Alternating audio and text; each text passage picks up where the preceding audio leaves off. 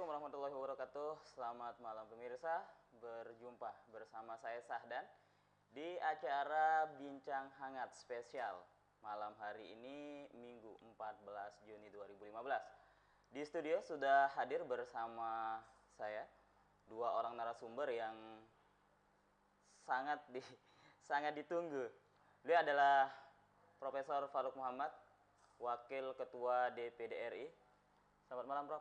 Selamat malam, Raden. Selamat malam. Assalamualaikum para pemirsa Lombok TV.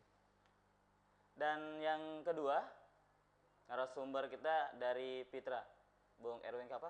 Selamat malam. Malam, Assalamualaikum warahmatullahi wabarakatuh, pemirsa. Apa kabar, Bung? Alhamdulillah. Baik, pemirsa. Malam hari ini kita akan berbincang tentang dana desa. Yang mana dana desa ini sudah lama sekali ditunggu. Sekarang kita akan mendengar penjelasan dari Wakil Ketua DPD RI yang tentu informasi ini sangat valid, Prof ya. Jadi sangat dekat informasi ini dan para kepala desa, pejabat-pejabat desa dan tentu saja masyarakat-masyarakat kita yang ada di desa sangat menunggu, sangat membutuhkan informasi terkait dengan dana desa ini. Kemudian itu yang akan kita bahas pada malam hari ini, dan sekali lagi yang bagi pemirsa yang ingin ikut berkomentar, berdiskusi dengan kami di studio, bisa menghubungi 0370636313 untuk interaktif. Dan kita akan berbincang dengan dua narasumber kita yang sangat kompeten dalam hal ini. Dan yang pertama kita akan ke Pak Prof. Faruk Muhammad. Kita ingin mendapat gambaran dulu, Prof. Informasi terbaru tentang dana desa ini sampai hari ini seperti apa, Prof? Baik, sebelumnya saya berikan ulasan gambaran umum dulu. Dana desa itu hanyalah salah satu aspek saja di dalam Undang-Undang Desa. Undang-Undang nomor 6 tahun 2014. Undang-undang ini kita putuskan, memang diundangkannya itu pada tahun 2014, tapi diputuskan di DPR itu pada tanggal 18 Desember 2013. Nah, sebelum diputuskan itu kita melakukan rapat terakhir, rapat yang paling krisis tingkatnya itu sangat ini sekali, lobby, tapi hal-hal yang sangat esensial, krusial yang diberdebatkan nggak bisa selesai di dalam rapat biasa, akhirnya kita bawa ke level lobby. Lobby itu diikuti oleh 9 orang ketua kelompok fraksi dari Pansus RU Desa DPR, Menteri Dalam Negeri, Menteri Keuangan, DPD RI gitu. Nah, dalam waktu itulah kita putuskan pertama apa sih hakikat esensi dari yang diinginkan oleh Undang-Undang Desa. Undang Desa itu padahal atau setidaknya mengandung dua hal pokok yang penting di sini. Pertama, adanya kebutuhan untuk mendorong pembangunan Indonesia ini dengan meletakkannya itu pada level desa itu. Terjadi kita merasakan kekosongan itu selama berpuluh tahun kita merdeka ini, sehingga kesejahteraan rakyat itu dirasakan masih jauh, dan sehingga ada suatu pemikiran ini harus dimulai dari desa. Jadi desa ini mau dibangun dalam rangka meningkatkan kesejahteraan warga ini gitu. Nah, dalam konteks ini ada dua konsep ya, ada desa membangun dan membangun desa gitu kan. Desa membangun dan membangun desa. Ya, desa membangun artinya desanya itu sendiri yang kita nanti berikan. Jadi karena itu di dalam konteks tadi dua hal saya bilang itu, yang satu adanya keinginan untuk mendorong desa berperan dalam rangka meningkatkan kesejahteraan rakyat. Kedua, ada pengakuan terhadap keberadaan desa yang bahkan sudah ada sejak sebelum merdeka. Nah, desa ini ada dulu kan ada desa yang disebut desa adat. Desa adat itu memang ada sebagian yang masih eksis, tapi sebagian sudah melebur sehingga menyatu dengan desa yang disebut desa praja, yang banyak kita temukan. Kita keluarkan kelurahan ya, kelurahan tidak masuk. Nah, di dalam ini yang dua hal ini, desa adat dan kita sebut desa praja lah gitu. Tapi ini di cover semua dalam undang-undang ini, dua ini. Jadi ada di sana ada desa adat dan ada desa biasa gitu. Tapi maksudnya dulu kita mau kasih nama desa praja tapi tidak disepakati, udah desa aja gitu. Nah, kembali tadi kepada pengakuan itu kan, pengakuan atas otonomi ini yang kita lakukan, sehingga itulah dalam konteks ini desa ini harus didorong supaya dia bisa membangun dirinya sendiri. Jadi desa membangun. Tapi undang-undang desa tidak hanya berbicara desa membangun, tapi juga membangun desa. Nanti ada beberapa yang dibangun itu bukan satu desa, tapi kawasan desa, kawasan yang punya potensi sama, itu ada ke pemerintah untuk membangunnya gitu kan. Nah, di sini pemerintah yang berperan membangun desa. Desa membangun, warga desa. Nah, itu yang kita perlu tuju sekarang. Jadi dalam konteks ini kita berbicara jangan walaupun hari ini malam ini kita mau berbicara tentang dana desa. Saya ada kekhawatiran dari saya, banyak sekarang orang bicara publik menuntut dana desa begini-begini, tapi lupa hakikatnya, pokoknya itu mau kemana gitu. Mau kemana itu mestinya mau membangun desa tadi itu, atau desa membangun ini jangan sampai kita lupa. Nah, pemerintah pun pernah kita ingatkan, karena pemerintah akhirnya fokus bicara dana desa antara Kemendagri oleh Presiden Jokowi membentuk lagi satu kementerian tersendiri, Kementerian PDTT termasuk desa di sini, selain Kementerian Keuangan. Jadi ada 3. Semua ini bicara, kita ingatkan jangan sampai lupa. Kita terlena ini, lupa, tahu-tahu tujuannya tuh mau ke sana. Akhirnya berlomba-lomba bagaimana menghabiskan uang desa. Nanti Pak Erwin itu harus kritis ini ya. Nah, itu gambarannya. Dari kembali kepada dana desa ini, yang penting di dalam undang-undang itu terkait dana itu diatur dalam pasal 72. Ada beberapa sumber dana desa itu dari mana saja sumbernya. Satu, pendapatan asli desa. Pendapatan asli desa itu yang memang sudah biasa, misalnya desa memungut, mengambil pungutan untuk dalam hal ada orang transaksi jual beli tanah, jual beli rumah, kadang-kadang orang nikah pun dipungut oleh desa kan. Dan itu sah, Prof. Iya, ya itu aturan desa nanti yang membuat itu gitu. Nah, itu namanya pendapatan asli desa. Kemudian yang kedua, ada dana yang selama ini dikucurkan oleh pemerintah, dulu dasarnya cuma PP, peraturan pemerintah, yang disebut dengan alokasi dana desa. Nah, alokasi dana desa ini adalah diambil dari DAU, DAK, dan DBH, dana bagi hasil, yang didrop oleh pusat ke kabupaten. Nah, kabupaten berkewajiban dari semua dana yang dia terima ini, dikurangi DAK-nya dikasih keluar, diambil 10%, itu dibagi ke desa. Desanya misalnya Lombok Tengah 137 desa, oke 10% diambil bagi. Itu waktu menyusun undang-undang ini masih jarang. Saya monitor saja di sini Lombok Barat saja kalau nggak salah baru tahun berapa lah dia turunkan pertama 100 juta tiap desa, naik 180, kayak naik gitu kan, 200 main di situ gitu. Nah, undang-undang itu menekan pemerintah daerah wajib menurunkan 10% ini. Kalau tidak, dia akan dipotong langsung, dikasih penalti oleh pusat kalau tidak diturunkan. Nah, tapi sekarang ada permasalahan terkait ini. Permasalahannya ada daerah-daerah itu yang pendapatannya dari DAU DBA itu 60-70% habis untuk belanja pegawai. Sehingga dia punya sisa 30-40%. Kalau ini diambil 10%, begini dia bupati itu gitu. Nah, ini kita menyadari juga. Saya akan mau coba terus ini memonitor di daerah mana yang mengalami kendala. Kalau memang masih ada. Tapi kalau sudah, ya ini harus turun betul-betul 10%. Saya nggak yakin ini turun betul-betul 10%. Pasti masih kurang dari 10%. Nah, cara membaginya. Saya ambil contoh saja, saya tadi Lombok Tengah, tadi saya tanya wakil bupatinya berapa, minimal 300 juta, ya kan, tiap desa. Tiap desa. Ini yang dari alokasi dana desa ya. Ini yang ADD, alokasi ADD, dana desa. ya. Iya. Kemudian sumber kedua, nah diambil juga pajak atau retribusi.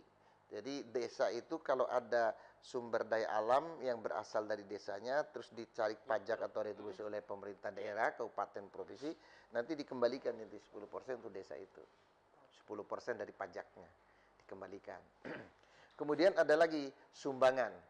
Jadi kabupaten yang turun ADD kan dari pusat sebenarnya. Iya. Nah, tapi dari pendapatan asli kabupaten sendiri dia nyumbang kepada desa. Provinsi juga numbang, mestinya ini kan, itu sumber-sumber dana desa. Sumber dana desa. Nah, yang baru sekarang yang kita perjuangkan di dalam undang-undang ini adalah diambil dari dana belanja pusat. Langsung, kalau tadi yang ADD itu belanja pusat masuk ke APBD, kalau ini tanpa melalui APBD. Jadi hanya turun, ini sekian, pemerintah pusat turunkan ke Lombok Tengah, ke Lombok Barat, Kota Mataram yang punya kelurahan semua kali ya. Nah, ini yang nanti diteruskan ke desa. Nah, itu berarti yang akan dikelola dana oleh desa besok itu selain ADD juga ada yang dana desa. itu. Iya, yang berasal dari belanja pusat. Jadi sumbernya yang sudah konkret aja itu, kalau dulu kan ya paling kepala desa itu uang yang datang 180 200 itu kan habis untuk ininya kepala perangkat desa kan. Iya. Nah, sekarang itu sudah naik, ditambah lagi dengan itu. Oke, Bung Erwin, itu gambaran umum dulu tentang dana desa. Kemudian bagaimana Anda melihat, ini kan nanti yang kita andalkan untuk mengawasi ini, paling tidak salah satunya Pitra. Betul. Bagaimana Anda melihat tentang dana desa ya? Ya, saya kira nah ini momentum yang bagus sebenarnya ya. Saya sepakat dengan Pak Profesor Faruk tadi bahwa gitu ya, ada cara berpikir baru sekarang bagaimana cara kita mengelola negara sebenarnya kan. Sekarang pembangunan itu bertumpu dari bawah. Bagaimana desa ini kemudian bisa digerakkan. Coba, itu bukannya sudah dari dulu ya? Oh beda, kalau kita lihat sekarang dari segi regulasi, makanya Undang-Undang nomor 6 tahun 2014 tentang desa itu sebenarnya kan ada 4 hal yang baru. Tadi Pak Profesor sudah sampaikan, yang paling penting sekali itu ada pengakuan yang tegas terhadap eksistensi desa ya, desa dan desa adat. Gitu. Ada 2, jangan lupa ya, desa dan desa adat. Mungkin kalau di Lombok ya kita nggak terlalu bicara itu, tapi kalau tempat lain itu penting. Gitu, Bali misalnya itu penting sekali. Kemudian yang kedua, undang-undang ini bicara soal ada sesuatu yang baru dalam pengelolaan kelembagaan desa. Jadi kalau dulu kita selalu melulu hanya bicara soal Badan Permusyawaratan Desa dan PMDes dalam hal ini Kepala Desa dan Perangkat Desa. Sekarang dalam proses pengambilan kebijakan itu ada perluasan sebenarnya. Jadi sekarang dikenal semacam bukan institusi tapi semacam perluasan dari pola ya pengambilan keputusan itu dikenal istilahnya musyawarah desa. Kalau dulu musyawarah desa itu yang kita kenal hanya BPD dan Kades, sekarang disebut tegas-tegas itu. Rakyat desa dia harus terlibat di dalam proses itu. Yang ketiga soal pengembangan ekonomi desa. Nah, penguatannya itu di BUMDes. Jadi menurut undang-undang kita sekarang, teman-teman di desa ini, pemerintah desa bisa membentuk BUMDes. BUMDes ini nanti punya unit-unit usaha. Unit-unit usaha ini bisa berbentuk perseroan terbatas, coba bayangkan. PT ya? PT. Bisa. Ada PT. Ya kita kan biasanya badan hukum kan ada 3 aja kan, yayasan, koperasi dan PT ya. Ini perseroan terbatas. Jadi di desa dan ini bukan hanya di satu desa. Dia akan boleh gitu ya, bentuk kerjasama berapa desa gitu. Ya. Nah, dengan itu diharapkan benar-benar bahwa gitu ya, desa itu bisa benar-benar menjadi tumpuan untuk pengembangan ekonomi. Nah, yang terakhir yang tadi Pak Profesor sampaikan itu soal pembangunan desa. Dulu kita biasa selalu kenal bicara soal pembangunan lokal desa kan, tentang pembangunan yang intra desa aja. Sekarang sudah pembangunan kawasan perdesaan. Nah, nanti tugas pemerintah pusat, khususnya Pak Menteri baru itu, Menteri Desa, PDTT dan Transmigrasi, nah, dia harus bikin, jadi kira-kira kan aspek kawasan dan sektoral ini juga mesti kuat. Jadi guidance-nya gimana di atas, begitu juga diturunkan nanti di provinsi dan kabupaten untuk guidance ke bawah.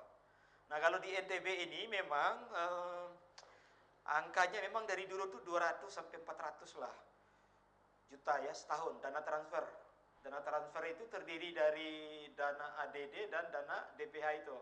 Dana bagi hasil pajak dan retribusi dari Pemda. Itu yang diterima desa di luar PAD ya. PAD dan mungkin ada sumbangan pihak ketiga dan lain-lain itu ya. Lain-lain PAD yang sah dan lain-lain itu 200 sampai 400 juta. Tahun 2015 ini itu simulasi yang dilakukan oleh Fitra, tiap desa itu kira-kira rata-ratanya ini ya 923 juta Pak Profesor, kita coba hitung dari total 8 kabupaten sekitar 1058 desa itu 900-an 923 juta per desa, tapi itu angka rata-rata. Ini belum yang nanti dana desa ya? Bukan, udah semua. Sudah itu semua termasuk dana desa. Dana desa itu sekitar 300 sampai 500 lah, 450 460 gitu ya. Tergantung kan jumlah desa ini soal pola pembagiannya. Nah, tiap kabupaten itu kan beda. Nanti Kabupaten Dompu itu paling sedikit dia itu sekitar mungkin cuma 280. Paling besar nanti KLU sampai bukan 280 ya. Jadi rata-ratanya 900. Dompu itu sekitar berapa Dompu itu? Paling besar itu KLU sebenarnya sampai 1,4 miliar. 1,4 miliar per desa. Per desa. Bung Erwin, ini kan tadi kita sudah bahas ya. Ini dana akan besar sekali yang akan dikelola oleh desa. Kemudian ketika tidak didukung oleh sumber daya manusia. Iya, sumber daya manusianya. Ya, sebenarnya ini kan kita tidak bisa melihatnya secara sederhana bahwa ini soal memang benar bahwa ada logika ketika terjadi pembencaran sumber daya gitu ya. Pasti juga korupsi juga terpencar kan gitu. Itu dia. Tapi saya ingin mencatat gitu, Pak Profesor Faruk tadi sudah mengatakan itu. Esensi undang-undang desa ini apa? Kalau kita bicara soal bahwa desa sekarang ini tumpuan untuk pengembangan ekonomi desa dari bawah, kita harus bicara soal bagaimana dana yang sekarang, dana dari pusat itu yang total sekitar 20 triliun ya, NTB itu dapat sekitar 300-an juta. Baik, Bu. Sekarang sebentar, sebelum sana. Tentunya ada pengawasan nanti yang akan dilakukan oleh pemerintahkah itu Pak ya, terkait dengan sumber daya manusia yang akan mengelola dana yang sebegitu besar ini. Tapi sebelum itu Bung, kita akan jeda dulu. Kita akan kembali setelah iklan berikut, tetap di Bincang Hangat.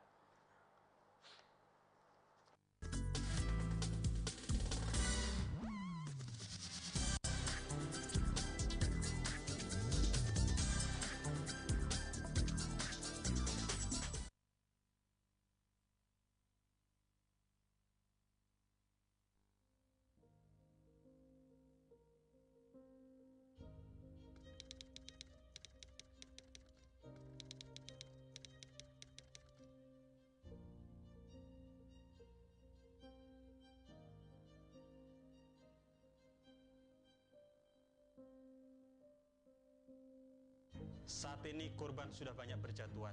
50 orang setiap harinya mati sia-sia karena narkoba. 4 juta generasi bangsa hancur terjerat narkoba. Kita sudah dalam darurat narkoba. Apakah kita biarkan keadaan seperti ini? Para korban penyalahguna narkoba telah kehilangan masa lalu dan masa kininya. Jangan sampai mereka kehilangan masa depannya. Mari kita rehabilitasi.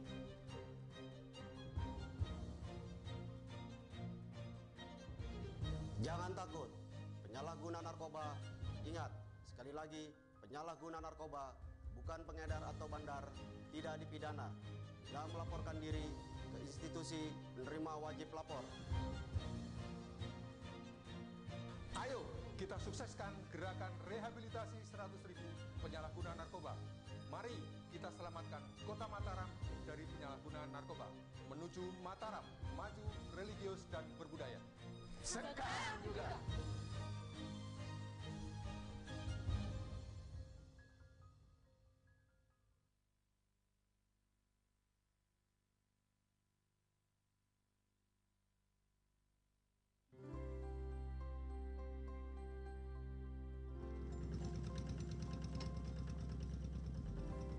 Saya mulai bertani dari tahun 2011. Alhamdulillah pas mulainya saya bertani itu hasilnya meningkat secara signifikan gitu. Jadi sekarang 9 sampai 10 ton.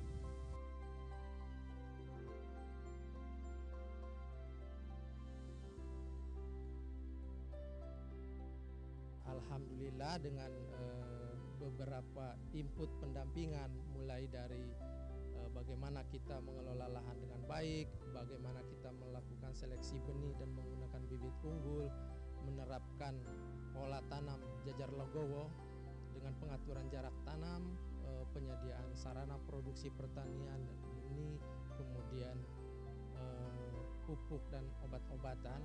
Selain pendampingan teknis, kita bisa meningkatkan produksi petani menjadi 9,6 ton per hektar pada tahun 2014 dan tahun ini alhamdulillah kita bisa tingkatkan lagi menjadi 9,9 ton per hektar.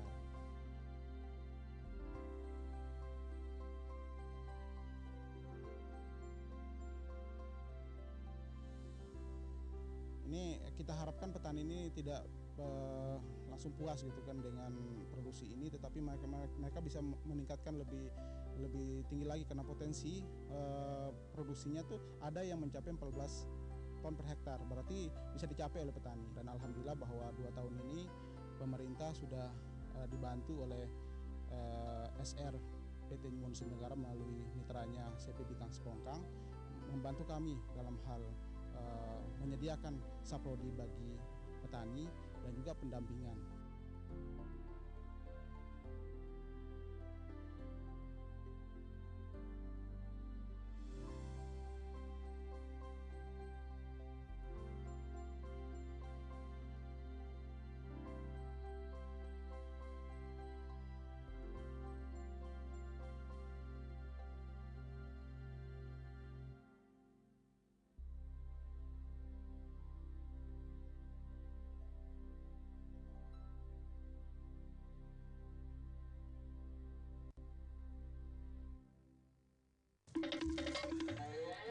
Wah, rajin olahraga ya Pak.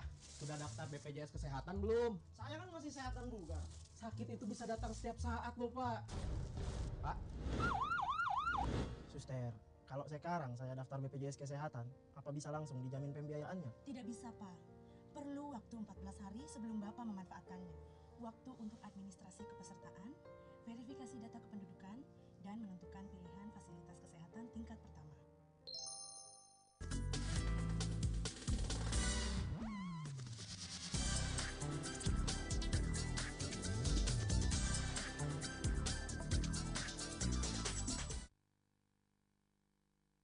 Kita kembali pemirsa, terima kasih masih bersama kami. Saya ingatkan bagi pemirsa yang ingin ikut berkomentar dalam diskusi kita malam hari ini, kita persilahkan untuk menghubungi 0370636313 untuk interaktif. Tadi waktu kita jeda bahwa kita fokus dulu di dana desa, Prof. Sejauh ini bagaimana, besarankah itu atau bagaimana yang kita sebutkan untuk dana desa ini, Prof? Pertama, di dalam undang-undang itu ditetapkan pasal 2772 ayat huruf B sana, itu 10% dari dan di luar dana transfer. Jadi sekarang dana transfer yang turun kita lihat total kan. Dana transfer total ini pada waktu kita nyusun undang-undang itu posisi ada pada 1.500-1.600 triliun. Turun ke daerah sekitar 30, sekitar 500 triliun. 10% berarti 50 triliun dibagi 70.000 desa, gitu kan. Pada waktu itu kita perkirakan 660 juta per desa rata-rata seluruh Indonesia. Nah, tahun ini pemerintah SBY menganggarkan 9 triliun oleh Jokowi ditingkatkan menjadi 20 triliun. 20 triliun itu adalah 3% dari 10% tadi. Jadi pemerintah, karena memang di sana kesepakatan kita waktu itu ribut, kita mau sekaligus pemerintah angkat tangan, nggak ada uang. Oke, bertahap, setuju bertahap. Nah, tahap pertama ini, tahun ini akan keluar dulu 3%. 3% berarti 20 triliun, dibagi 70 ribuan desa. 70 ribuan desa ini, sehingga nanti ada standar. Di sana kita tekankan pemerintah, Anda kalau langsung hantam jumlah penduduk digantungkan, mati nanti ada beberapa ini. Jadi harus standar dulu dia. Standarnya pada 250 juta. Minimal tiap desa akan mendapat 250 juta tahun ini untuk menambah anggaran lain tadi seperti dikembangkan oleh Erwin. Kan ada lagi dari bersumber termasuk alokasi dana desa kan. Nah, itu nambah gitu. Itu ada penghasilan baru kan. 250 minimal ya. Itu standar semua desa. Atau pasti ada yang bisa lebih dari itu. Kayak Lombok Tengah tadi saya dengar 300 juta dia turunkan ke sana. Bagus, itu terima. Nah, kemudian setelah ada anggaran itu tahun berikut, ini 2015, 2016 akan naik 6%. 6% itu bukan 2 kali ini, karena dana APBN akan naik lagi. Sekarang bisa taruh kalau 2.100 triliun kita bisa naik nanti tahun depan, berarti kalau kurang lebih 30% itu yang turun ke ini tuh sekitar 600 sampai hampir 700, 600 tahun depan. Kalau ini dibagi lagi kepada desa, artinya akan naik tadi rata-ratanya 800 juta. Nah, kalau diambil 6%-nya, berarti dia menjadi bukan 80, tapi dia sudah naik pada level 600 kira-kira. Kan 250 kalau 3% kan, kalau dikali 2 kan 500. Tapi enggak ini. Bukan iya, dia bisa mencapai 600. 6 sampai 700 dia dapat tahun depan ya. Yang 6% itu. Yang 6%. Nah, yang 10%-nya kan tidak dikali gitu lagi. Dana APBN itu menjadi naik. Kalau bisa 2,2 triliun saja, berarti itu sudah standar 1 miliar. Itu seluruh Indonesia ya. Itu dia bisa 1 miliar per desa. Standar 2017. Nah, ini yang jadi perkiraan. Sekarang masih oke lah ya kan. Orang mikir oke lah penghasilan desa. Tapi ke depan itu seperti tadi katanya Erwin kan. Nah, apa ke depannya kita itu? Gimana membangun ini, menghabiskan uang kan yang 1 miliar itu. Nah, dimulai dari musyawarah desa tadi. Nah, musyawarah desa maunya warga desa, oke saya mau ini, yang satu bilang oh ini parit, oh ini masjid, ini jalan, itu kan. Tapi jangan coba-coba desa membuat program memperbaiki jalan kabupaten yang rusak dengan uang itu. Habis dia nanti. Kalau jalan kabupaten dia harus minta ke DPRD kabupaten. Jangan gunakan uang itu paling untuk desa, untuk jalan desa. Itu nanti yang diputuskan. Nah, mereka harus membuat nanti rencana pembangunan. Nah, ini yang perlu kita pikirkan. Satu, membuat planning pembangunan desa. Pemerintah pun kita minta, pemerintah, Anda jangan hanya terlena memikirkan bagi uang. Anda harus punya blueprint, roadmap dari 8 tahun ke depan tuh khusus desa ini. Jangan hanya kita gelondorkan desa, nanti kita serahkan desa, ngatur sendiri-sendiri. Enggak, harus terarah gitu kan. Dan dikaitkan dengan program pemberdayaan masyarakat. Jadi jangan sampai kita nanti tujuannya begini. Uang tadi itu kan dipersoalkan oleh Kementerian Keuangan. Kami nggak punya uang, Pak. Apa nggak punya uang? Saya bilang di itu Menteri Keuangan. Coba Anda ada Menteri Kehutanan ngurusin kebun bibit rakyat. Uangnya harus dari Menteri. Itu urusan desa kok. Urusan beras miskin, ngapain itu semua? Coba turunkan ini semua anggaran itu. Ambil dari situ. Nah, lambat laun nanti kita harus terus sedot ini dari pusat ini. Jadi memang betul-betul kita harus menyiapkan desa ini bukan hanya sekedar 3 tahun ke depan, 3 tahun dalam 5 tahun ini kita betul-betul tantangan yang sangat ini. Desa harus betul. Nah, sumber daya manusianya. Pemerintah hanya mengalokasikan tahun ini 660 miliar untuk mendidik 220 kurang lebih 220 perangkat desa. 3 orang tiap desa, Erwin. 3 orang ini Anda harus hati-hati, siap. 3 orang tiap desa dididik, dilatih ya dengan menggunakan uang 660 miliar untuk menyiapkan ini. Jadi memang ada baiknya dulu transfer itu bertahap. Kalau ini digelondongkan semua sekaligus semua. Nah, sekarang bertahap dulu, belajar dulu mengelola yang 300 juta dengan lain-lain itu. Gitu, Prof. Alif batanya dulu kan, ya belajar kan. Nanti terus macam-macam. Jadi kita harapkan memang dalam 3 tahun, 2 tahun ke depan lagi Datuk itu memang sudah semakin berpengalaman mengelola uang semakin banyak. Tapi jangan lupa mau kemana ini. Itu tadi yang disebutkan. Sebelum ke sana, ini kan dana desa ini sudah lama kita dengar dengung-dengungnya. Sejauh ini memang sudah adakah dana itu Pak, atau mungkin ada beberapa desa yang oke, kita terima telepon dulu. Selamat malam. Selamat malam kembali. Assalamualaikum. Dengan siapa di mana Pak? Dengan Pak Haji Sukana dari Tanah Bea Narmada Kota Air. Ya silakan Pak. Iya. Kebetulan ini yang diperbincangkan masalah dana ADD yang turun ke desa. Begitu banyaknya dan masyarakat sudah banyak mendengar, bukan banyak tahu. Yeah. Nah, yang pertanyakan di sini, begitu banyak dana desa yang diturunkan dari pemerintah maupun dari penghasilan desa itu, kita tidak pernah tahu apa yang dibuat oleh kepala desa di desa itu. Karena yang sering menanyakan masalah musrenbangnya dari dusun, LPJ-nya di desa, LKPJ-nya di desa, itu yang sering pertanyakan, sampai ke BPMPD, itu malah yang tidak pernah dikasihkan sampai sekarang. Jawabannya, kepala desa itu belum turun katanya musrenbangnya itu. Baik, Pak. Kita kan masyarakat mau tahu supaya pengelolaan dana desa ini betul-betul diresapi, dinikmati oleh masyarakat di desa itu maupun masyarakat dusun. Contoh banyak sekarang. Raskin saya pernah bersurat. Itu DLKPJ-nya yang saya ketemukan dulu, tapi tidak ditandatangan oleh kepala desa. Itu di laporannya itu 15 kilo per kakak dengan harga 1.600. Tapi kenyataannya di lapangan, masyarakat hanya dapat 2,5 kilo, 4,5 kilo, 5 kilo dengan harga 2.000. Bahkan pernah waktu itu saya cegat sampai datang polisi dan Danramil, itu sampai sekarang belum selesai itu permasalahannya. Itu 3,5 kuintal sudah dibagi sama kades itu dulu. Baik, Pak Hadi. Terima kasih, Pak Hadi. Itu yang terjadi di dusun saya.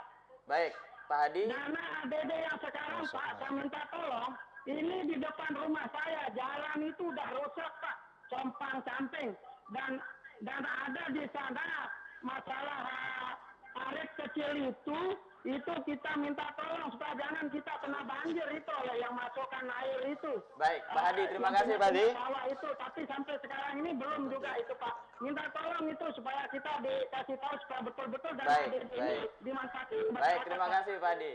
Pak Hadi dari Tanah Bea. Jadi sebelum ini Pak, sebelum tadi dijawab ya, bahwa ini sebenarnya permasalahannya.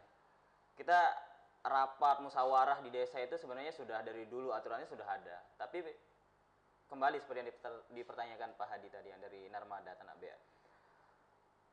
Dana desa itu begitu besar digaung-gaungkan tapi kemudian tidak ada manfaatnya dirasakan oleh masyarakat desa. Taruhlah ADD dulu yang kita bahas. Walaupun alokasi dana desa yang kita diskusikan sekarang ini sudah atau tidak ada kan gitu Pak. Silakan Pak. Ya, Pak Hadi, memang gaungnya ini memang terlalu besar dari isinya. Jadi terlalu lama ini, jadi apalagi waktu kampanye presiden, wah 1 miliar berlomba. Sehingga di dalam benak itu seolah-olah sudah ada, padahal ini baru mulai. Mulainya itu baru turun tahun ini, itu minimal 250 juta yang dari pusat.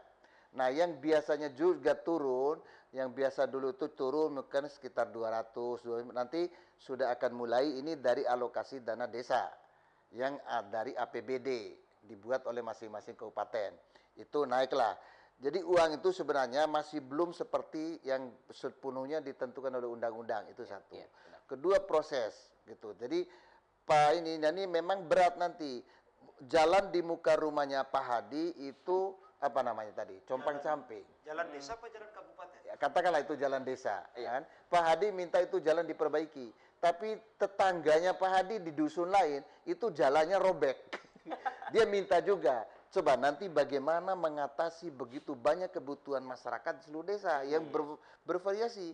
Karena itu perlu ada musyawarah desa. Musyawarah desa kumpul, himpun semua.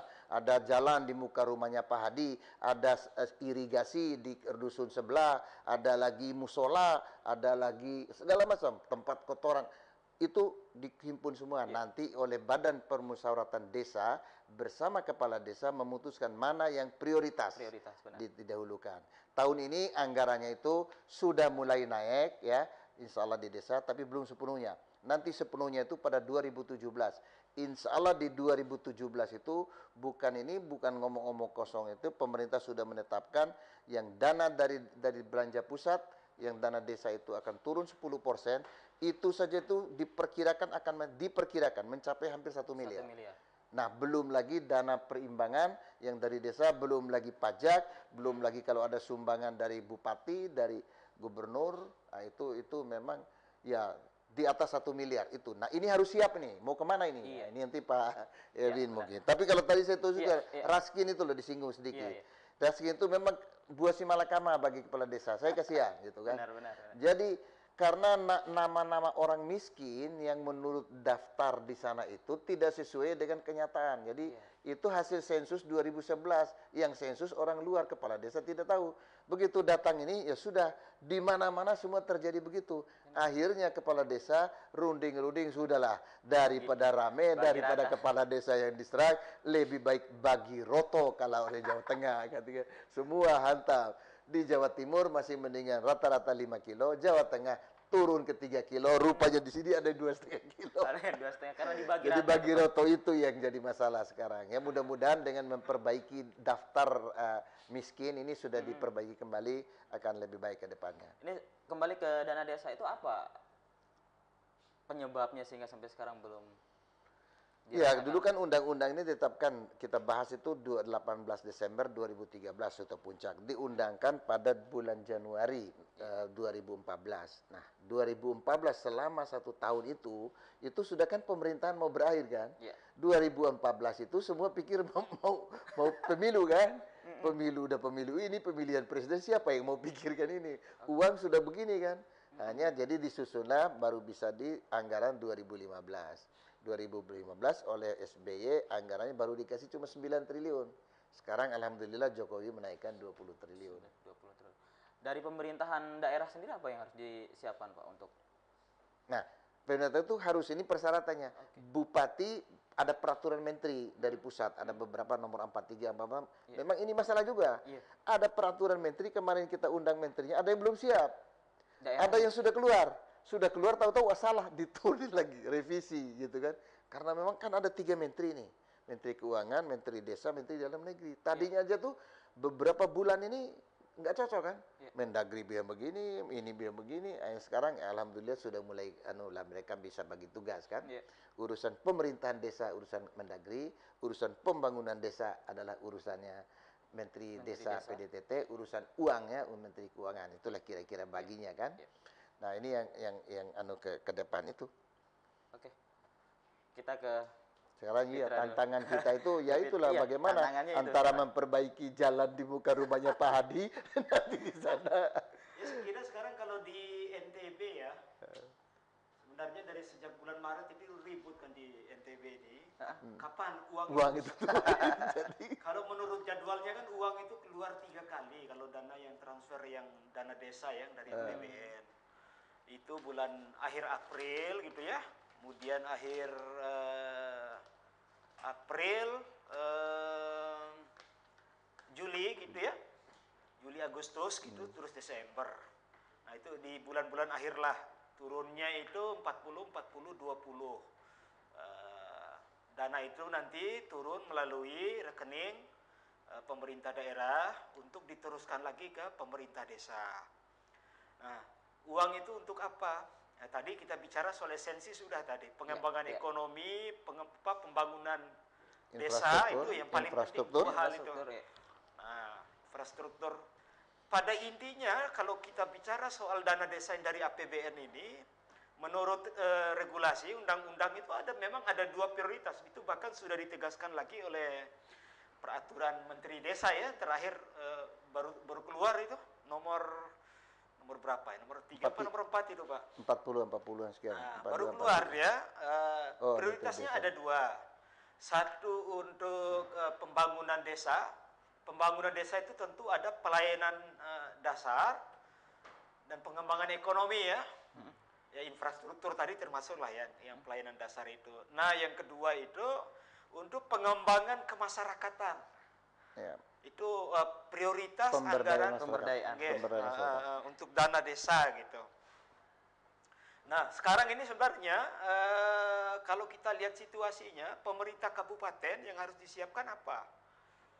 Jadi syaratnya kan selain APBD sudah ditetapkan, harus sudah ada perda mengenai atau aturan-aturan teknis mengenai bagaimana cara membagi uang itu. Ya. Nanti saya tambahkan itu. Ya, jadi yang saya tadi yang masih ada kendala itu, sudah ada guidance juga. Ada 64 sampai dengan minggu lalu kita rapat 64 bupati yang belum menemukan perbuk, termasuk Lombok Barat. Termasuk Lombok Barat. Lombok Barat itu tidak bisa karena tidak bisa ditandatangani oleh wakil. Tidak ada bupatinya. Bupatinya nggak ada. Ya itu satu persoalan. Ya sabar-sabar ini Lombok Barat. Sabar.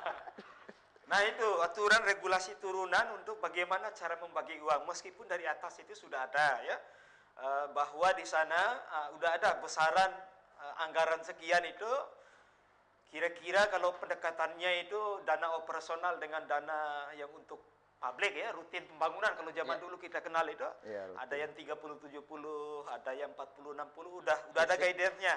Nah, tinggal dilihat aja nanti jumlahnya. Nah, tapi itu kan harus diturunkan oleh pemerintah daerah dalam regulasi yang lebih teknis.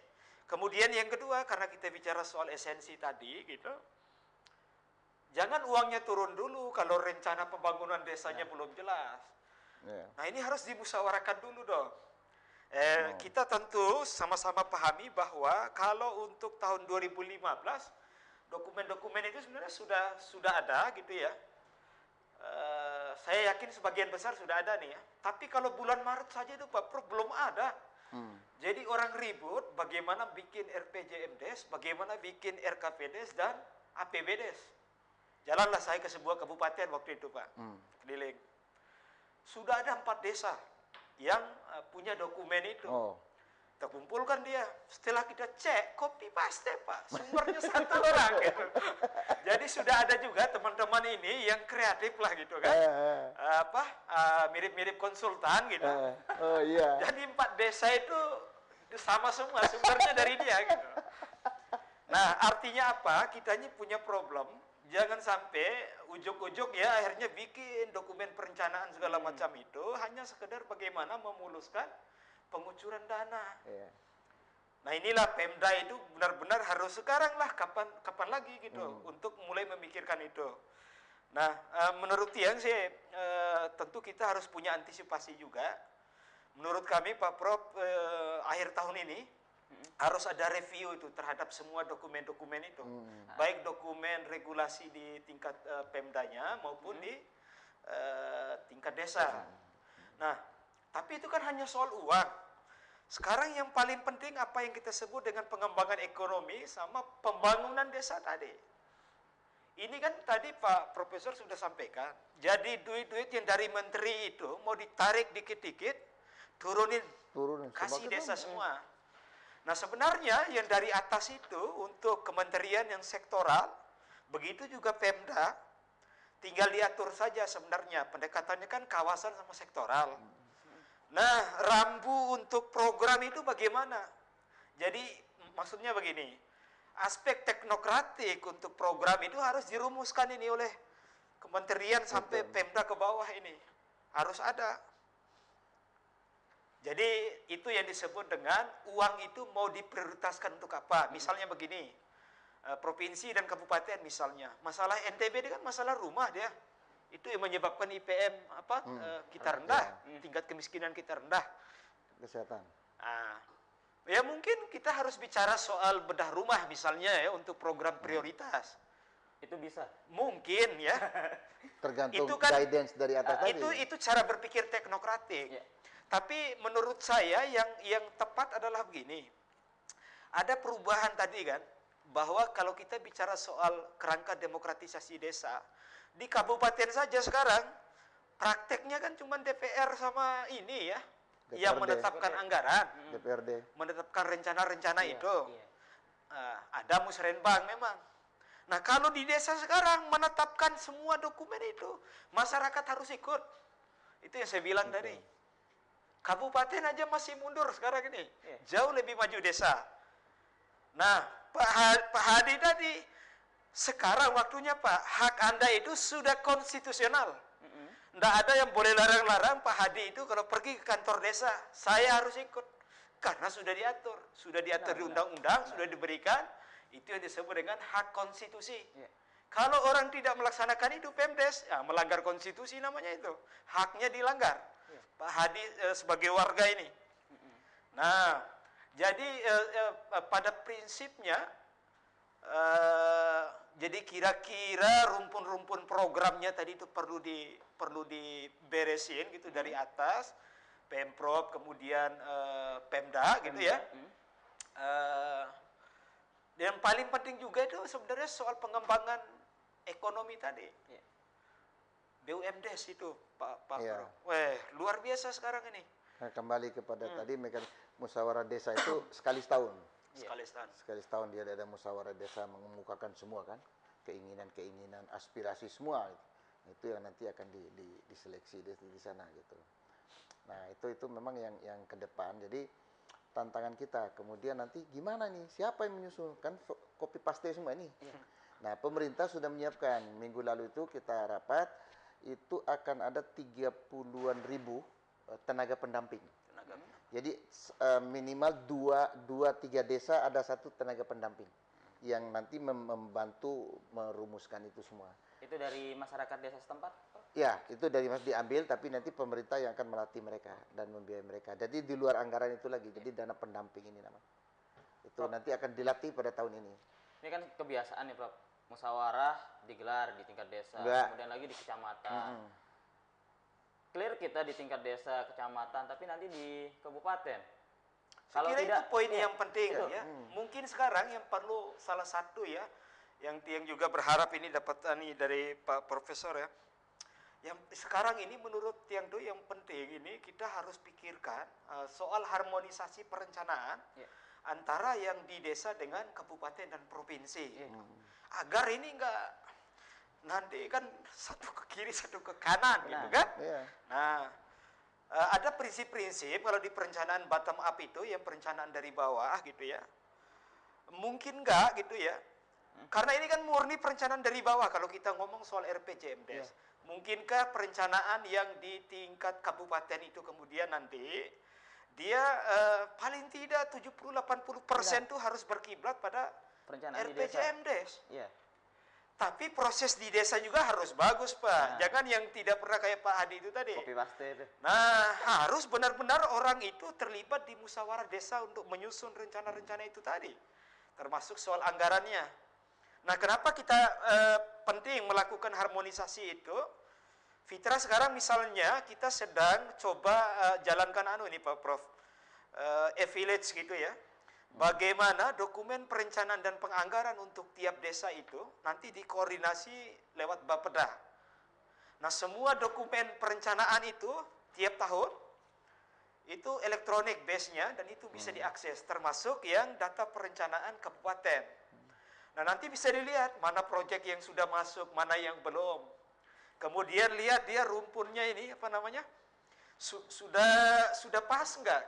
Kalau RPJMD itu garis besarnya ini, nah di desa itu bagaimana dengan pembagian kawasannya itu udah cocok nggak? Nah yang gitu-gitu yang ingin kita perlu dipikirkan ini yang itu begini. memungkinkan Prof? Ya, itu kemarin begini, ada kepala desa yang teladan lah dari Jogja.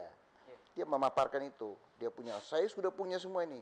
Jadi harus terukur dia bilang. Jadi desa itu harus terukur. Tiap tahun itu berapa penurunan angka kematian, berapa orang yang buta huruf berkurang, berapa itu kan. Tapi kita koreksi, loh kalau Anda mau mengurangkan itu, jangan diharap itu desa. Karena itu tugasnya Menteri Kesehatan, tugasnya Dinas Kesehatan Kabupaten, desa. Nah itu yang harus betul-betul memanukan. Desa itu dalam batas apa dulu? Dia pelayanan dasar tadi. Pelayanan dasar itu yang harus dia masuk itu. Pendidikan dasar apa semua. Tapi begitu membuat dana BOS itu semua lain-lain lagi tuh. Nggak bisa diurus oleh desa itu. Iya, itu gitu. ada pendidikan. Iya. Prof, terakhir Prof, kita sudah di penghujung acara. Kita ingin minta closing statement dari kedua narasumber di studio. Apa kemudian yang ingin kita tekankan terkait dengan dana desa ini? Apakah di perencanaan, pengawasannya, atau apa? Kita mulai dari Prof. Oke. Pertama memang dalam perencanaan itu undang-undang sudah membuka peluang bahwa keikutsertaan dari warga desa. Itu warga desa harus diikutkan. Tapi kita tahu adalah suatu proses yang sangat ideal bagaimana menghasilkan suatu rencana yang akurat menampung warga desa yang begitu banyak kan gitu. Tapi ya ini berarti kan pasti ada proses seleksi. Nah nanti pasti ada juga akan ke depan akan terjadi ada kekecewaan. Misalnya tadi kan Pak Hadi mau begini, tahu-tahu setelah itu ya tidak keluar, ngamuk dia. Nah dia ingin memaksakan kehendak, nanti bisa antar dusun bisa ini lagi gitu. Itu yang perlu diwaspadai ya nanti ke depan. Kemudian dalam hal inilah perlunya transparansi. Jadi kita harapkan mari para kepala desa, perangkat desa, karena mereka ini nggak ada lagi. Jadi gajinya sudah diatur, jaminan kesehatan sudah diatur semua kepala desa, ya. Perangkat desa, kaur, sampai kepala dusun, kesehatan semua sudah dijamin. Jaminan itu sudah, penghasilan dia dari mana itu sudah ada semua. Jadi dana-dana itu betul-betul harus dikelola sedemikian rupa dan transparan. Jadi kalau enggak supaya jadi kalau perlu di papan pengumuman desa itu oleh kami keluar dana ini. Jadi masyarakat tanpa diminta pun Pak ya. Tanpa diminta informasi. Nah inilah kita harapkan juga supaya masyarakat itu memang betul-betul jangan lagi masa bodoh. Benar. Nanti tahu-tahu ribut aja. Padahal mestinya sudah dari awal sudah dipikirkan gitu. Itu aja masukan dari saya. Terima kasih Prof. Bung Erwin. Saya kira yang paling penting sekarang adalah bahwa gitu ya, selain bahwa desa itu sudah diakui keberadaannya gitu ya. Yang paling penting adalah bahwa sekaranglah saatnya gitu ya, masyarakat kita itu memang benar-benar terlibat di dalam pembangunan desa, baik dalam perencanaan desa maupun untuk pengambilan keputusan-keputusan strategis. Bagaimana mengelola aset desa, kekayaan desa itu masyarakat harus terlibat dan itu adalah ada jaminan konstitusionalnya. Tapi jangan lupa orang tidak bisa terlibat, tidak bisa berekspresi, tidak bisa bicara kalau dia tidak punya informasi yang memadai. Sebenarnya undang-undang desa telah memberikan ada sistem informasi desa, satu paket. Nah itu harus dijalankan. Artinya apa gitu ya? Bagi kita semua, sebagian besar warga kita ini tinggal di desa sekarang saatnya. Kita jangan diam saja menonton gitu ya perubahan yang sedang berjalan ini. Mari kita ambil posisi saf terdepan untuk mengambil posisi demokratis kita sebagai warga negara yang sudah dijamin secara konstitusional. Kita harus terlibat di situ, baik untuk dalam perencanaan, kemudian pengawasan. Nah kalau untuk pengawasan saya ada sedikit yang paling penting ya. Sebenarnya sekarang di bawah itu forum-forum warga di tingkat desa udah banyak. Benar. Ada dua yang saya bayangkan. Yang pertama mungkin gitu ya, mereka bisa dimapankan, ini usul tiang ini Pak Prof, mungkin nggak jadi hubungkan dengan ombudsman misalnya. Jadi ada semacam ombudsman di tingkat desa yang itu dikoordinasi dari ombudsman provinsi misalnya begitu. Untuk melakukan pengawasan ini? Iya, penerimaan pengaduan dan lain-lain itu kan nanti ada itu sambungannya. Mungkin itu bisa dipikirkan. Atau yang kedua, ya kita memang harus mulai memikirkan mengembangkan unit pengaduan khusus di internal desa. Nah bisa saja kalau kita base-nya undang-undang ASN kan tidak harus PNS gitu ya. Nah warga kita yang selama ini kader posyandu, kader, ada sangat banyak kader di bawah itu bisa dilibatkan ya. Dilibatkan, Saya kira kan hakikat yang paling penting dari undang-undang ini bagaimana pembangunan bertumpu di bawah. Kan dia bertumpu di 3 kaki tadi. Pemerintah desa, BPD, terakhir rakyat desa. Nah, bagaimana rakyat desa ini benar-benar dapat posisi demokratis ini terlibat di situ. Saya tambahkan sedikit ya. Tadi saya tambahkan sedikit. Jadi ini kita harus sadari betul, ini tahun pertama. Tahun pertama itu uang masih sangat terbatas. Kemampuan sumber daya manusia masih belajar-belajar.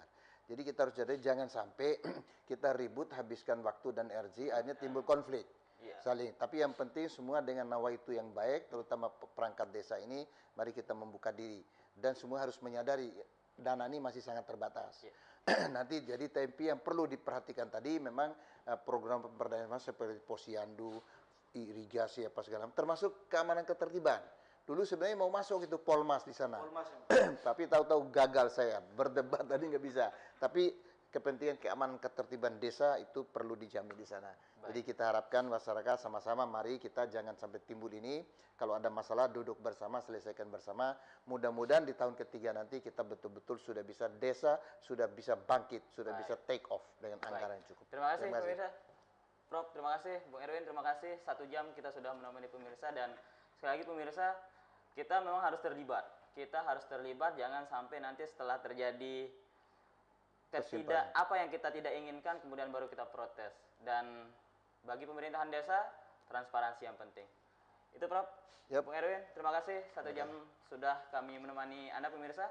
Dan saya Sadan, pamit undur dari ruang Anda. Terima kasih. Assalamualaikum warahmatullahi wabarakatuh dan sampai jumpa. Oke. Terima kasih Prof.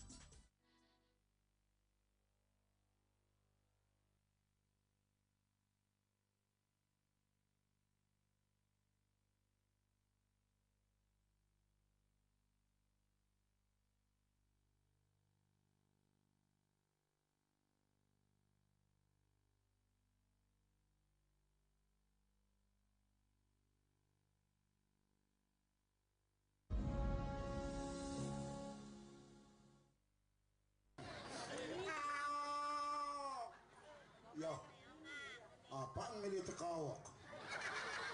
Namaku Bawok, bukan Awok-awok. Siapa itu? Masa kau ndak tanda ini istri tercinta? Oh, Mona Lisa. Oh, ada apa gerangan sayang? Alangkah terhiburnya aku apabila kau di sisiku. Aku takut